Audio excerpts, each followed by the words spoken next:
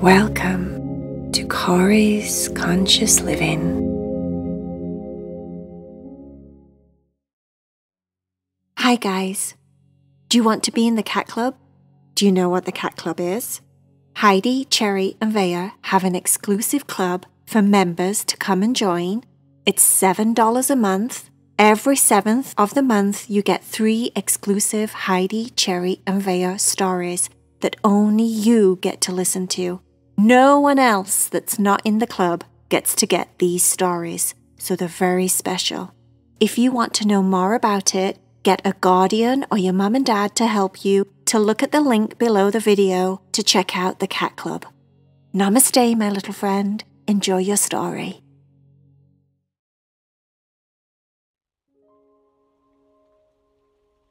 Are you ready to meditate with Cory?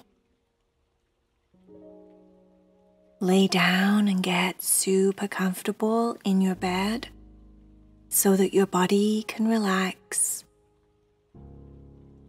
You can let go of your long, busy day.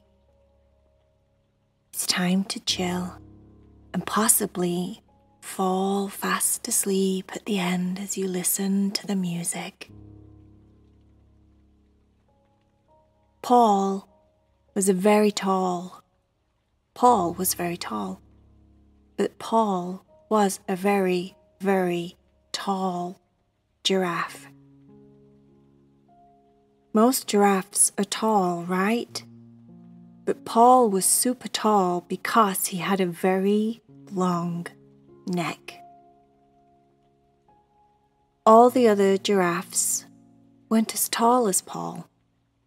They were all kind of the same size, some a little bit smaller, some maybe 1 or 2 inches taller than the others, but no one was like 10 inches taller, like Paul.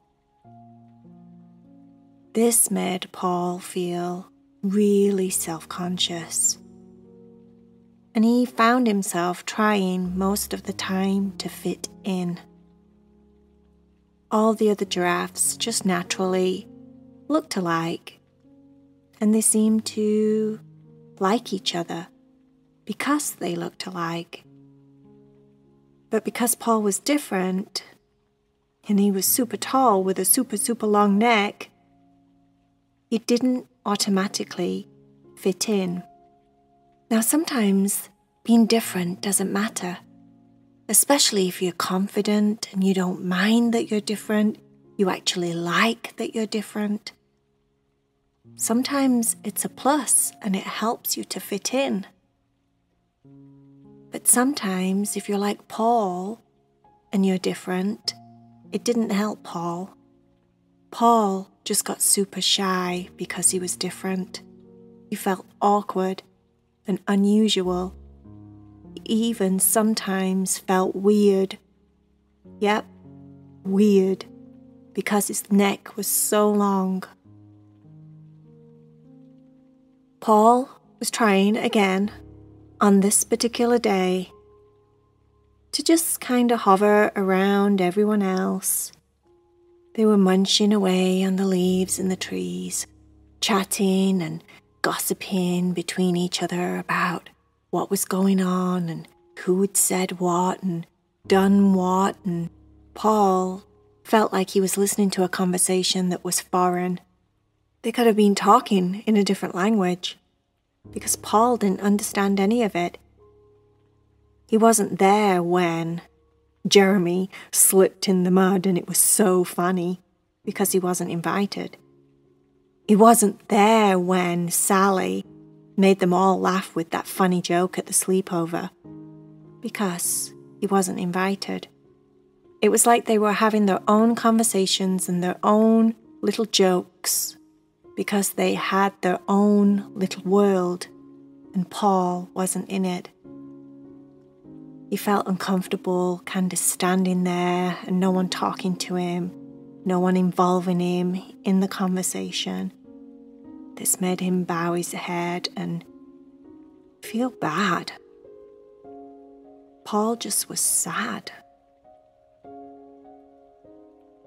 he decided to walk away and stop trying. He went and sat on his own. Paul started to cry. He cried. And sometimes when he cried, it made him feel better. But today, his tears didn't seem to help. They started to pool around him, like he was sat in the middle of a river of Paul tears. Poor Paul. He cried and cried and cried. And then he wiped some of his tears away and looked around. He'd walked for quite some time before he sat down and started crying. He'd walked to a place that he'd not been to before. A tree caught his eye because the tree had like bright colours in it. He'd not noticed that tree before. He must have been walking for such a long time. He stood up and squinted his eyes so he could see closer. But the tree just looked like a big, tall tree. What had these bright colours in it? He couldn't tell if the colours were flowers or if they were fruit. They could be fruit, he thought to himself. Some yummy, delicious, squishy, sweet fruit. That would probably make me feel better.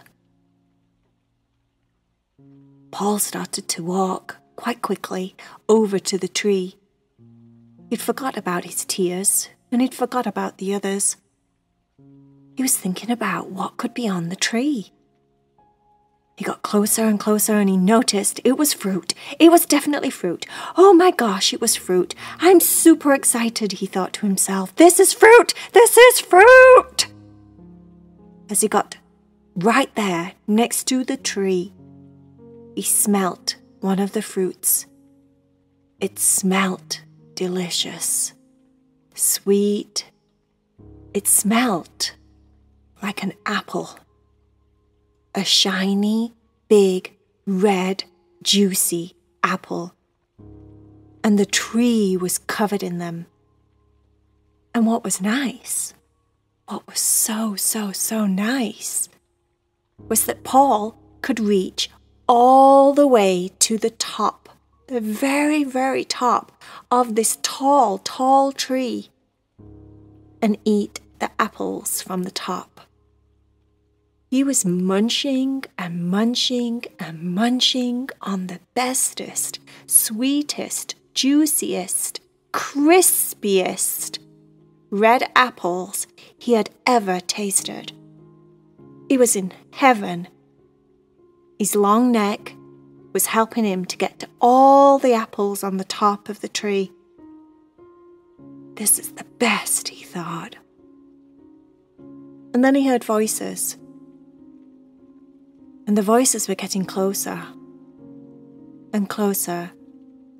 And when he turned around, it was all the other giraffes, staring with their mouths wide open at the delicious, bright red, juicy apples on the very tall tree.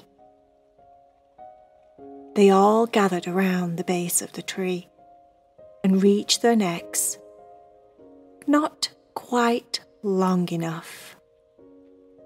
Oh dear, what will they do? They all started chatting amongst themselves, and Paul just kept on munching all of the delicious red apples. He munched and munched and munched, until the group of giraffes decided that they needed to talk to Paul. They needed to make friends with Paul. They needed Paul's long, weird neck. Paul listened as they all decided to chitter and chatter and introduce themselves and say, wouldn't it be fun if you shared these wonderful apples with us.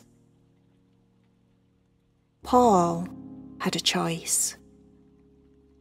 Was he to say no and send them all away for being mean and not being his friends and never involving him or caring about his feelings? He could have done. He could have just said, nope, this tree's too tall for you guys and you're all way too small. Or he could be kind. He could be Paul. And Paul was kind. He was a sweet, kind, funny, awesome giraffe. And no one had ever took the time to get to know him. Paul said, I can help you if you all want some apples. All the giraffes said, oh yes, yes please, thanks Paul, thanks. Paul started to pluck the apples with his long tongue, one by one, and dropped them on the ground. So now all the other giraffes that were much shorter, that were all the same, could eat the apples too. Paul smiled. He'd eat an apple for himself, and then he'd knock 5 or 6 more on the ground. They all laughed and munched and munched and chomped the apples together. From that day on, everyone included Paul in everything. They realized that Paul was super funny. Paul was super kind. Paul was an awesome friend. And they just never gave him a chance because he was different. Because he didn't look the same. Because he was too tall. And his neck was way too long. All of the other giraffes quickly realized how silly that was and how shallow they had been and how mean they had been to Paul. And they were never like that again. And because they learned that it wasn't nice to be like that, they were never like that with any of the other animals either. Anyone that was different, anyone that looked unusual, anyone that didn't look just like them was invited to be friends. And that's exactly how it should be. Don't you think? Okay. Now, if you haven't done so already, close your eyes. Take a big, deep breath in and sigh it out. Let your body get heavy and relax into your bed. I want you to fall asleep knowing that the world is full of kind people, just like Paul was a kind giraffe.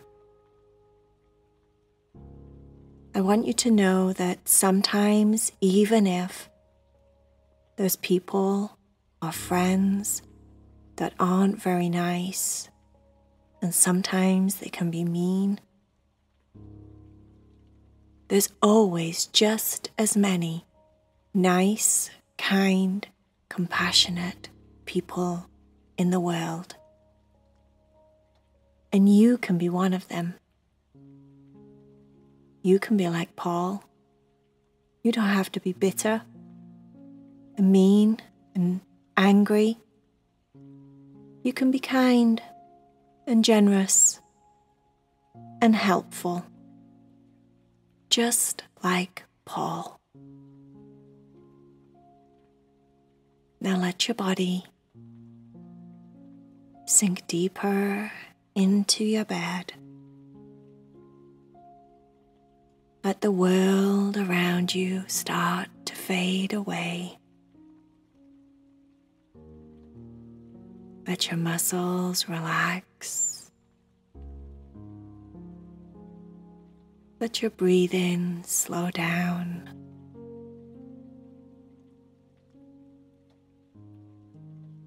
And let yourself fall to sleep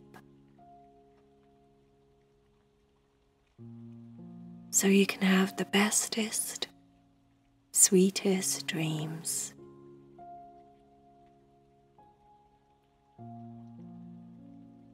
The end.